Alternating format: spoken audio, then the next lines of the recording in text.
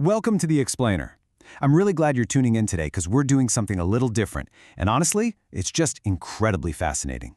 We are totally deconstructing a foundational early math chapter. We're going to look at the hidden mechanics, the pedagogy, and really the brilliant instructional design meant to take young learners from knowing absolutely nothing about numbers all the way to grasping the concept of infinity. It sounds like a massive leap, right? But as you'll see, it is done through these very small, highly deliberate steps. So think about this for a second. How do you teach a child the concept of nothing? I mean, 1, 2, 3, those are easy. You can physically hold 3 apples or point to 2 dogs. But zero? Zero is this totally abstract concept. It literally represents an absence, a void. Teaching this to a young mind is a massive philosophical and pedagogical hurdle. Really, it's kind of the first true test of abstract thinking in a young learner's life. To unpack all this, here is our agenda. We're going to break this down into 4 phases. First up, the concept of 0. Then, the anchor of 10. After that, counting beyond 10. And finally, learning through play. All right, let's just jump right into our first block, starting right at the beginning, the concept of 0. Okay, so to us, this symbol is just 0. It's second nature. But to a young child encountering it for the very first time, it's just a circle. It's just a shape on a page. It carries absolutely no inherent numerical value. The real challenge for educators, and honestly the challenge this chapter takes on so brilliantly, is assigning meaning to this visual weight. How exactly do you make this empty circle actually mean nothing? Well, the source material tackles this by using relatable loss. For instance, the chapter tells this little story about Gola the monkey, who eats so many bananas his tummy swells up and the buttons on his favorite shirt pop off literally one by one. 4, 3, 2, 1, and 0. We also see this visualized with birds. Picture 4 birds on a branch, and then they fly away until absolutely nothing remains. It's taking this really high-level abstract concept and anchoring it in a concrete, narrative-driven reality that a kid can actually picture in their head. The birds are gone, the branch is empty, and hey, that emptiness, that is 0. But you know, just having a visual narrative isn't quite enough. The chapter actually goes a step further and grounds this abstract symbol in physical action.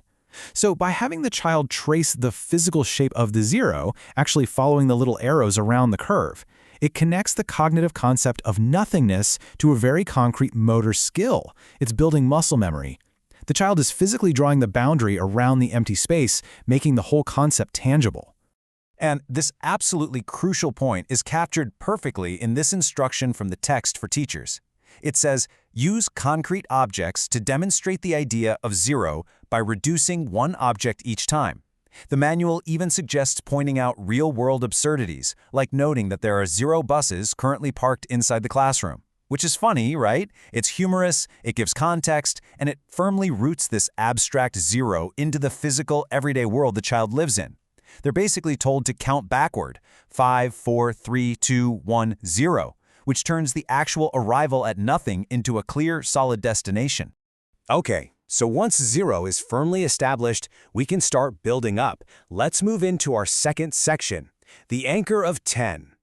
Now this part systematically builds the base 10 foundation. We aren't just out here asking what is 1 plus 9. No, the exercise actively pairs numbers to equal 10. 1 and 9, 2 and 8, 3 and 7. The chapter is setting up the number 10 not just as the thing that comes after 9, but as a real anchor. It's a reliable, solid base that literally all future math will be built upon.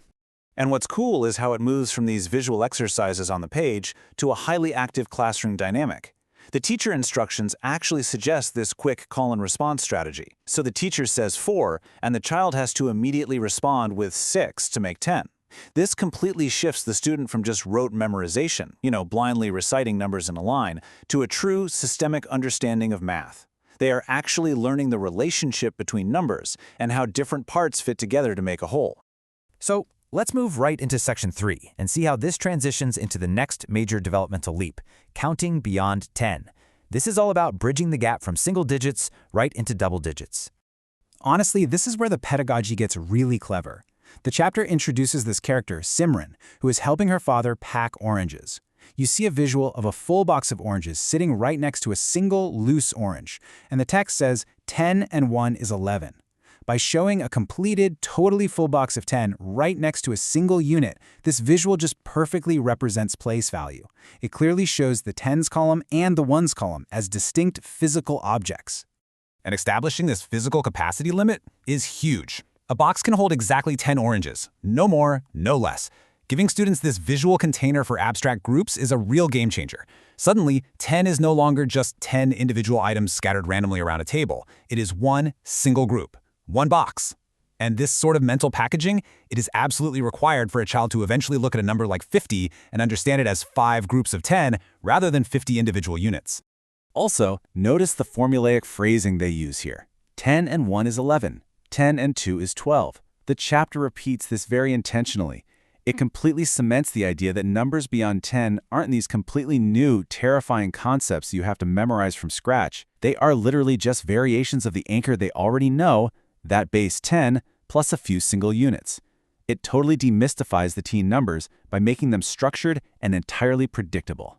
Which brings us to our fourth and final section, learning through play. This is where they actually internalize the math. Because, let's be real, understanding these concepts on a piece of paper is one thing, but actually internalizing them requires a completely different approach. The pedagogy now moves right off the textbook page and straight into the physical classroom space. Play isn't just a break from learning here, it literally is the active application of learning. When kids interact and apply these abstract rules in a social setting, that cognitive development is truly locked in. And the chapter provides a very specific gamified way to achieve this, a number cards memory game. Here's how it works. You take 50 cards, numbered 0 to 10, and put them face down. One kid flips a card, then the next kid flips another. If those two cards make 10, that student gets to keep the pair. Whoever ends up with the most cards wins the whole shebang. It is brilliant. It takes that call and response partition exercise we just talked about and turns it into a high-stakes, super engaging memory challenge. The kids are sitting there doing repetitive math drills, but they don't even realize it because they are way too focused on winning the game. But wait, it gets better. Buried right there in the teacher instructions is this incredibly powerful prompt. It says, draw attention towards the fact that there is always a number one more than the previous number. Wow. This is really the pinnacle of the entire chapter. Up until this very moment, counting has been entirely finite, right? You have 4 buttons, 10 oranges, 50 cards. But by casually pointing out that you can always add one more, the educator sparks this absolutely profound realization. Think about that for a second. Once a child grasps that there is always one more, the boundary completely vanishes. What new mathematical worlds have they just unlocked? They've just realized that numbers never, ever stop.